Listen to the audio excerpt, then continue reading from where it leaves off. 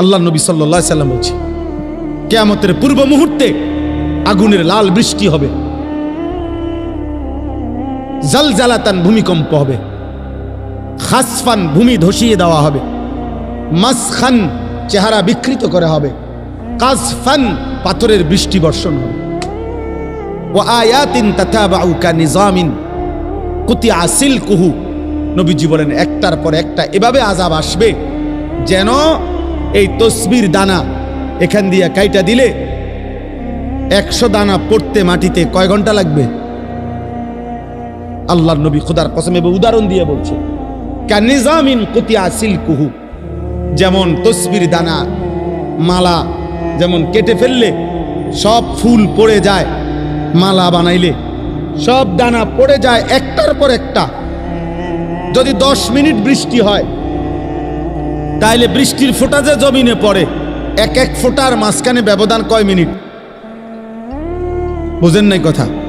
বৃষ্টির ফোঁটা পড়ে যে এক ফোঁটা পড়ার কয় মিনিট পরে আরেক ফোঁটা পড়ে? অনবরত অনবরত অনবরত কিনা না ব্যবধান আছে? আল্লাহ নবী বলছে কাওয়ামামাকিল কাতর, তোমাদের উপরে মুসিবত আসবে বৃষ্টির পানির ফোঁটার মতো, তসবির দানা ছিঁড়ে ফেলার মতো, কাকিতাইল লাইলিল মুজলিম। এগুলো সব কিয়ামতের পূর্বের কথা, এটি হয়ে গেছে এই যে কথা না, নূহ নবীর জমানার কথা বলে না। নবীজি বলছে অন্ধকার অমাবস্যার রাত্রির মতো তোমাদের উপরে মুসিবত আসবে, কিছুই খুঁজা পাইবা না, কি করা উচিত? আল্লাহর নবী বলছে ইউসবিহুর রাজুলু মুমিনান ওয়া ইউমসি কাফিরান, সকালবেলা থাকবা মুমিন, সন্ধ্যা হয়ে যাবা কাফের, সন্ধ্যায় ছিলা মুমিন, সকালে হয়ে যাবা কাফের। আল্লাহর নবী সাল্লাল্লাহু আলাইহি সাল্লাম এক সাহাবী হুযাইফাকে বলছিলেন, হুযাইফা, যদি কোনোদিন আল্লাহর পথে চলতে গিয়ে কাউকে খুঁজে না পাও তাহলে একা গাছের শিকড় গোড়ালি কামড়াইয়া ধরা একা হলেও দ্বীনের উপরে থাকো। ওয়ালাউ আন তাআদ্দা বিআসলি শাজারাতিন হাত্তা ইউদরিকাকাল মাউত ওয়া আনতা আলা যালিক, মৃত্যু পর্যন্ত। আমি অনুরোধ করলাম, আমরা বলার চেষ্টা করছি, আমরা তোমাগরে বুঝাইবার চেষ্টা করছি।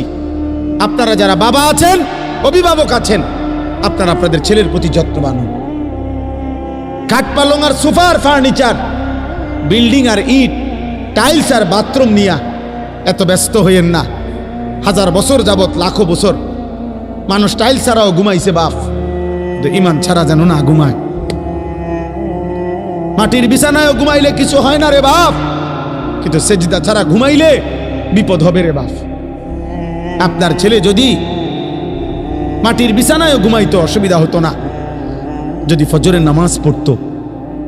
আর লাখ টাকার যদি পালঙ্কেও ঘুমায় অথচ ফজরের নামাজ পড়ে নাই, তো বিপদ হবে আপনারও, আপনার ছেলেরও, মেয়েরও, স্ত্রীরও।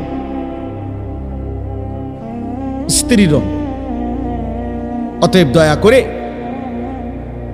2 কথা বললাম। এক, প্রিয় ভাই, তোমরা মনে রাখো বাবা, যদি আগামীর পৃথিবী নিরাপত্তা, আমাদের জানমালের নিরাপত্তা হতে হয়, আমাদের আল্লাহর সাথে সম্পর্ক ছাড়া হবে না। শুধু বাংলাদেশের একটা দল 2টা দল নিয়ে ভাবলে হবে না, সারা পৃথিবীর দিকে খেয়াল রাখতে হবে। সারা পৃথিবীর কাফের শক্তি যেই কোনো মুহূর্তে পৃথিবীর যেই কোনো অঞ্চলের মুসলমানদের উপরে আক্রমণ করার জন্য প্রস্তুত। আর একবার শুরু করলে আরেকবার ঘুরে দাঁড়াইতে কষ্ট হয়ে যায়। আজকে 76 বছর যাবত ফিলিস্তিনের মুসলমান ইসরায়েলের হাতে রক্ত দিচ্ছে, এটা হলো ঐতিহাসিক তথ্য। আজকে 61 বছর যাবত রোহিঙ্গা মুসলমানরা বার্মার বৌদ্ধ কাফেরদের হাতে রক্ত দিচ্ছে। একদিন না একদিন। আজকে 76 বছর যাবত কাশ্মীরের মুসলমান ইন্ডিয়ার বেঈমানদের হাতে রক্ত দিচ্ছে। একদিন না দোস্ত। এই জন্য একবার কাটিয়ে ফিরে গেলে আরেকবার সোজা হইয়া দাঁড়াইতে অনেক সময় লাগবে, অনেক সময়। এই জন্য এটা একটা বিষয়। আগামী প্রজন্ম নিরাপদ থাকতে হলে তোমরা নামাজ পড়তে হবে। আমার একটা কথা, একটা ছেলে কল্পনা করো, মনে করেন সবাই ভাবেন তো যে এইখানে মনে করেন যদি 10,000 সাহাবী মদিনার কল্পনা করেন নবীজির যুগটা, একটা মিনিট মনে মনে ভাবেন তো আপনারা যে আমাদের নবী সাল্লাল্লাহু আলাইহি সাল্লামের জামানায় মনে করেন 10,000 সাহাবী নবীজির সামনে বসা, কয় হাজার? তো নবীজি তাদের সামনে বসা, এটা হিসাব ধরেন তো 10,000 সাহাবীর মধ্যে গুনলে মানে 1 2 3 4 5 6 7 8 করে গুনলে তো একজন হবে 1, আরেকজন হবে 10,000, হবে না? মানে সংখ্যা হবে কিনা এরকম কথা বলে না। কিন্তু প্রশ্ন হলো এখন আমার যে এবার আমরা কল্পনা করেন তো 1 নম্বর জন মনে করেন সামনে বসে আর 10,000 নাম্বার যার সিরিয়ালে উনি মনে করেন একদম পিছনে। তো এই 10,000 সাহাবীর সামনে কল্পনা করেন যে ফজরের নামাজ পড়তো কয়জন, কয় পার্সেন্ট? কথা বুঝছেননি আমার? 5 ওয়াক্ত নামাজ পড়তো কয় পার্সেন্ট? কথা বলে না। হারাম থেকে বেঁচে থাকতো কয় পার্সেন্ট? হালালের উপরে চলতো কয় পার্সেন্ট? তো বিজয় তাদের হবে না, তো আমগুনি হবে। এবার আমরা এখানে হিসাব করি, এখানে আমরা যদি 1000 মানুষ হই তো এবার আমাদের হিসাব করেন, গুনেন, আমরা গুনেন ফজরের নামাজ কয় পার্সেন্ট? মোবাইলে নারী দেখে না, ছবি দেখে না, উলঙ্গ দৃশ্য দেখে না, এমন কয় পার্সেন্ট? হ্যাঁ বলেন, ইনসাফ করেন। তাহলে আমাদের বিজয় আসবে কেমনে ভাই? সাহাবায়ে কেরাম হারাম থেকে বেঁচেছেন শতভাগ, আল্লাহর বন্দিগি করছেন শতভাগ। আর আমাদের নেশাগ্রস্ত জুয়ারি জিনাখোর বেবিচারী কি পরিমাণ! আমাদের এক এক ছেলের চেহারা দেখলেই বোঝা যায় মাত্র 18 বছর 20 বছর, কোডি সাফা ভিতরে ঢুকে গেছে। অসভ্য নারী দেখতে দেখতে, উলঙ্গ ছবি দেখতে দেখতে এই হাইওয়ান নিজের বীর্যপাত হতে হতে তার শরীরটা আর কিচ্ছু নেই। আমি যদি বাপ চাচা না থাকতো ছেলেরা, তাইলে তোম করে কইতাম, শুনাইতাম কাছে থাকা। তোমার কাছে জানে না, আমি জানি 16 বছরের ছেলের হালাত কি, 14 বছরের ছেলের হালাত কি, ক্লাস 9-এর ছেলের হালাত কি। অসংখ্য যুবক নওজোয়ান কিশোর মৌলানা সাহেব জিনা করতে করতে ক্লান্ত হয়ে গেছে, বেবিচার করতে করতে ক্লান্ত হয়ে গেছে। এমন ছেলেও 1000 বার চোখের পানি ফেলে আমগো কাছে দোয়া চাইছে, দোয়া চায় যে সারা রাত উলঙ্গ ছবি দেখে, যার নিজের লজ্জাস্থান নিজের হাত দ্বারা শেষ করে দিছে।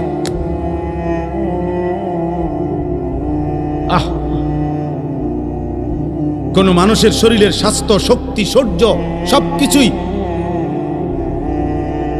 শেষ করে দিচ্ছে। হ্যাঁ, কি পরিমাণ সন্তান, কি পরিমাণ মানুষ নেশাগ্রস্ত দেখেন। আল্লাহ তাআলা যেটাকে স্পষ্ট হারাম করেছেন, নেশার যেই কোনো জিনিস প্রিয় যুবক, 1 বিন্দু এটাও হারাম, 1 বালতিও হারাম। আল্লাহর নবী সাল্লাল্লাহু আলাইহি সাল্লাম একটা কথা শুধু বলি, মারাত্মক ভয়ঙ্কর একটা কথা আছে। নবীজি বলছে, মান শারিবাল খামরা, যে মদ পান করে, নেশা করে, গাঁজা খায়, বাবা খায়, ইয়াবা ট্যাবলেট নেয়, এরকম নেশাগ্রস্ত, খুদার কসম আল্লাহর নবী বলছে তার বড় 2টা ক্ষতি হয়। 1 নাম্বার হলো মান শারিবাল খামরা, যেতে ব্যক্তি নেশা করে, আল্লাহর নবী সাল্লাল্লাহু আলাইহি ওয়াসাল্লাম বলছে তারাকাস সালাহ, সে টোটাল নামাজ ছেড়ে দেয়, তার আর নামাজ পড়ার তৌফিক হয় না। কিন্তু এর পরের কথাটা আরো জঘন্য, এটা বলতেও আমার কলজাটা কাঁপে। নবী সাল্লাল্লাহু আলাইহি ওয়াসাল্লাম বলছে নেশাগ্রস্ত ব্যক্তি অচিরেই ওয়াকা আলা আম্মাতিহি ওয়া খালাতিহি, আপন চাচি, মামি, ফুফি, খালা, চাচাতো বোন, মামাতো বোন, ফুফাতো বোন, খালাতো বোন, এমন নিকট আত্মীয়র সাথে জিনা এবং ব্যভিচার করতে আগ্রহী হয়।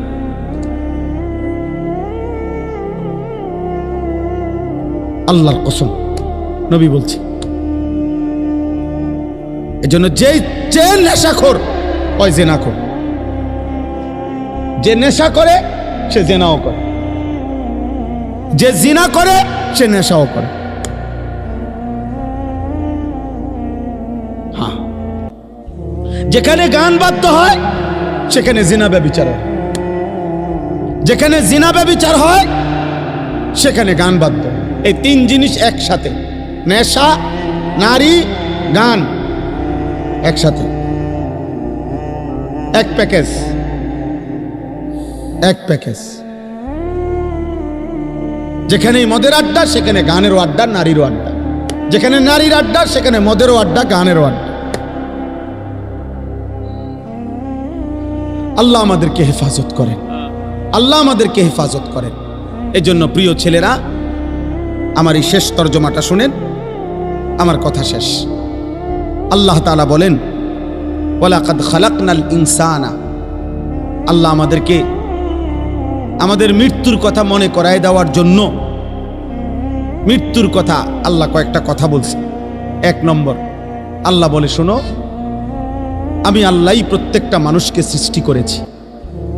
এক, ওয়া না'লামু মা তুওয়াসওয়িসু বিহি নাফসু, আল্লাহ তাআলা বলে প্রত্যেকের অন্তরের গভীরে যত গুনাহের কুমন্ত্রণা, গুনাহের আগ্রহ আমি আল্লাহ জানি, লুকাইতে পারবা না। আল্লাহ থেকে লুকানো সম্ভব? কথা বলেন না, উঠাউঠি করেন না। আর 5টা মিনিট শেষ, আমার তর্জমা বললেই শেষ। দোয়া করে যাও ভাই, ছেলেরা কষ্ট করছো, দোয়া করো, দোয়া করে যাও। এরপরে ওয়া নাহনু আকরাবু ইলাইহি মিন হাবিলিল ওয়ারিদ, আল্লাহ বলে যেই রগগুলোর মাধ্যমে, শিরা উপশিরার মাধ্যমে শরীরের ভিতরে সারা দেহে রক্ত সঞ্চালন হয়, আমি আল্লাহ তোমার ওই রগ রেশা শিরা উপশিরার চাইতেও কাছে। এই 3টা জিনিস প্রথম আল্লাহ বলছে। এক, আমি তোমাকে বানিয়েছি। 2, তোমার অন্তরের গভীরে যা আছে, যা মনে হয় দিলের ভিতরে, আমি তা জানি। 3, আমার আল্লাহ বলেন তোমার গর্দান সহ সারা দেহের রগ রেশা শিরা উপশিরার চাইতেও আমি কাছে। 4, ইয ইয়াতালাক্কাল মুতালাক্কিয়ানে আনিল ইয়ামিনে ওয়া আনিশ শিমালি কাঈদ, আল্লাহ বলে তোমার ডানে বামে 24 ঘন্টা আমার 2 জন ফেরেশতা মোতায়েন আছে। তুমি আড়াল করবা কেমনে, লুকাইবা কার কাছে? 5, মা ইয়ালফিজু মিন কওলিন ইল্লা লাদাইহি রাকিবুন আতীদ, আল্লাহ বলে তোমার জবান দিয়ে ভালো কিংবা মন্দ যা কিছু উচ্চারণ হয়, জিকির হোক, গালি হোক, ভালো হোক, মন্দ হোক, আল্লাহ তাআলা বলেন আমার একজন তৎপর চৌকান্না, একজন ফেরেশতা আলাদা তোমার জবানের প্রতিটা উচ্চারণ লিখে রাখছে। আলাদা আরেকটা ফাইল হইতেছে। এই 5টা কথা আল্লাহ বলছে যে বান্দা, এক হলো আমি তোমাকে সৃষ্টি করেছি। 2, তোমার অন্তরের শেষ কোণায় ভিতরে যা আছে আমি তাও জানি।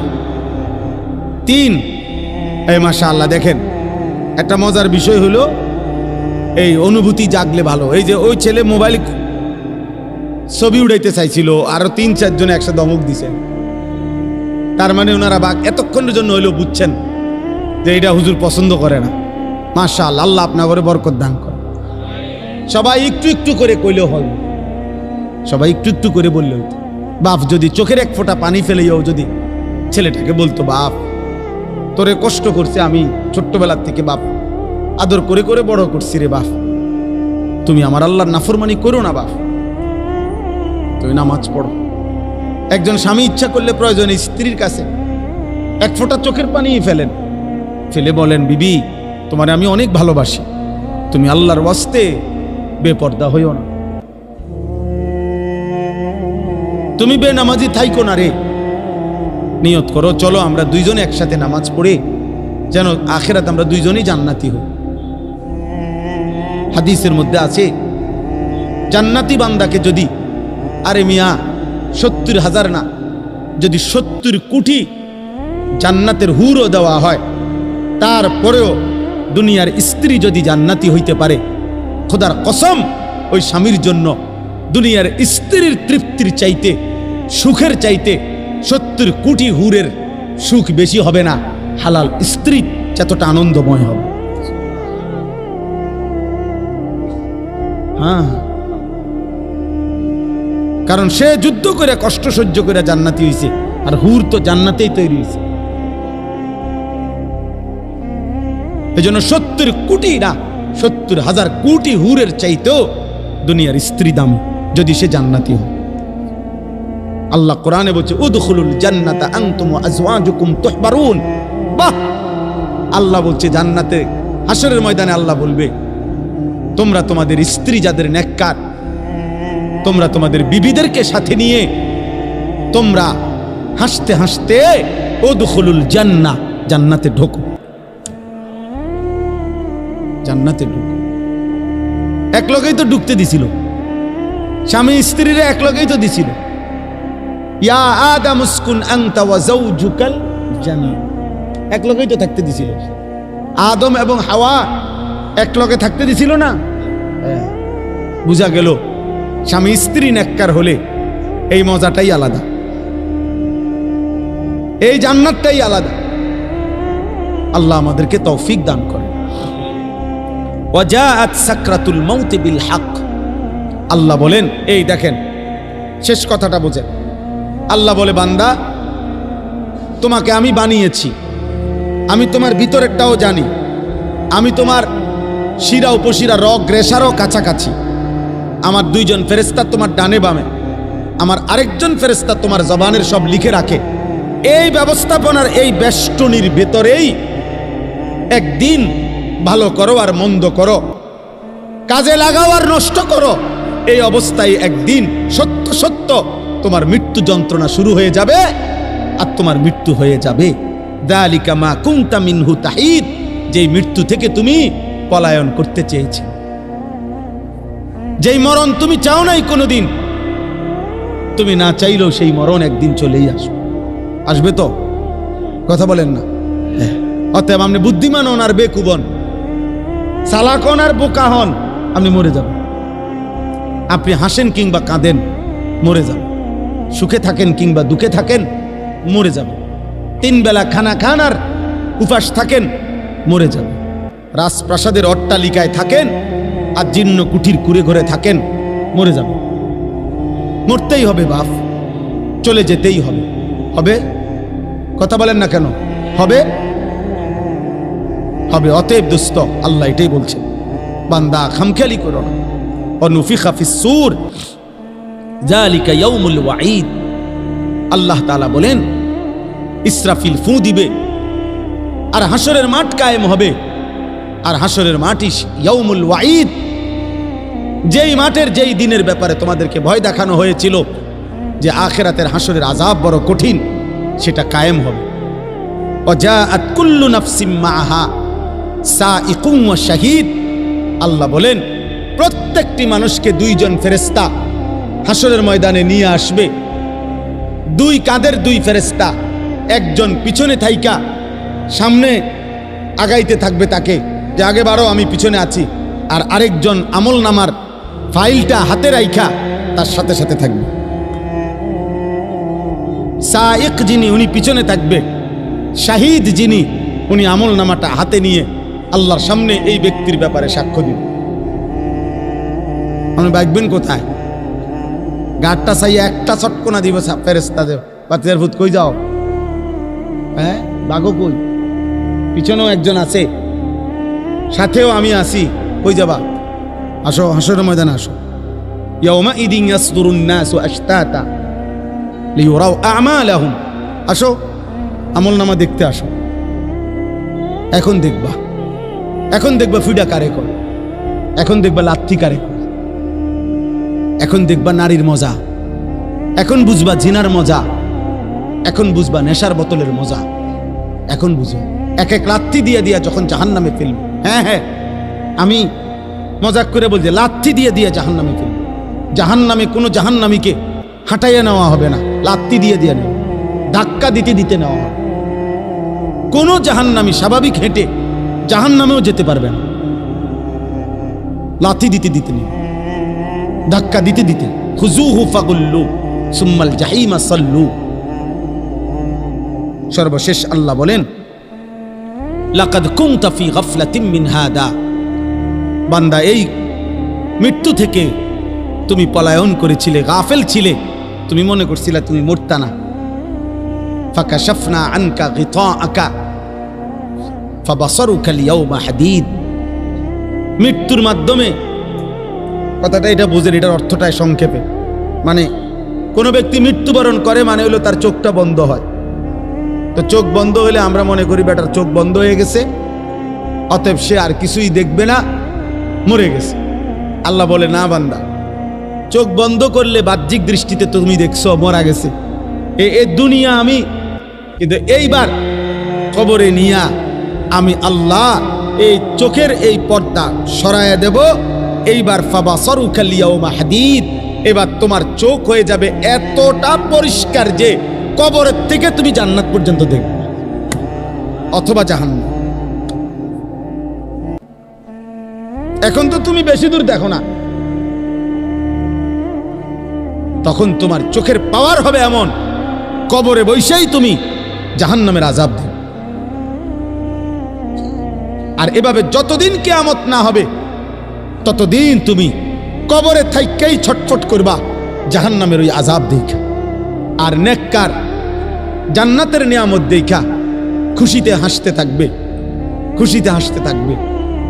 হ্যাঁ, মজার কোনো বিষয়ে মানুষ আগের থেকে কল্পনাতেও মজা পায়। বিরিয়ানি খাইব যখন মনে হয়, আমরা ছাত্র জীবনে যেদিন শুনতাম বিরিয়ানি দিব, আলহামদুলিল্লাহ আগের দিন থেকেই একটা মানসিক মনটার মধ্যে একটা প্রস্তুতি দেখতো যে রবিবারে বিরিয়ানি দিব, আগের থেকেই ভালো লাগতো। মাদ্রাসা যেদিন ছুটি দিবে এই দাঁড়ার কামে থাকতো। আমার মনে আছে, যদি মনে করেন বৃহস্পতিবারে ছুটি দিবে, আমরা বুধবার দিন কোনোদিন আমার মনে হয় না আমরা বেডিং বিছাইয়া ঘুমাইছি। বুধবার রাত্রে, বুধবারে বেডিং টেডিং বান দিয়া সব ক্লিয়ার, কোন রকম এমনি মাথাটা লাগাইয়া পড়ে থাকতাম। অথচ ছুটি হলো আগামীকাল দুপুরের পরে, কিন্তু মজা লাগতেছে যে বাজ্জাম। তো জান্নাতি বান্দা জান্নাত দেখেই মজা পাইতে থাকবে আর বলবে, ইয়া রব্বি আকিমিস সাআ, আল্লাহ কিয়ামত হয় না কা, ইসরাফিল ফু দে না কা, হাত্তা আরজিআ ইলা আহলি, আমি আমার পরিবার, আমার হুরেরা, আমার জান্নাতে যাবো না আমি। আর নাফরমান বলতে থাকবে হাদিসে, ইয়া রব্বি লা তাকুমিস সাআ, হে আল্লাহ কিয়ামত যেন না হয়, ইসরাফিল যেন ফু না দেয়, আহা এই আযাবে আমি কেমনে থাকব। আল্লাহ আমাদেরকে হেফাজত করেন। অতএব প্রিয় ভাই, একটা একটা ছেলেকে অনুরোধ করছি, দোস্ত আমি অনেকক্ষণ বললাম, ছেলেরা আমার, একটা একটা ছেলেকে অনুরোধ করলাম, নষ্ট হইও না, নষ্ট হইও না, নারীর ফান্দে জীবন শেষ করে দিও না, মোবাইলটার দিয়া জীবনটা নষ্ট করে দিও না। একটা মোটর সাইকেলের জন্য এমন সুন্দর একটা যুবক নষ্ট হয়ে যায়ও না। 12,000 14,000 টাকার একটা মোবাইলের কাছে এমন একটা হায়াত, এমন একটা জীবন চরিত্রহীন বানায় দিও না, বরং জীবনটা সুন্দর করার চেষ্টা করেন। প্রত্যেকের কাছে অনুরোধ, নবী সাল্লাল্লাহু আলাইহি সাল্লামের একটা একটা সুন্নাত আমল করবেন। আল্লাহ তাআলা আমাদেরকে তৌফিক দান করেন। আমি এক্ষুনি ইনশাআল্লাহ দোয়া হবে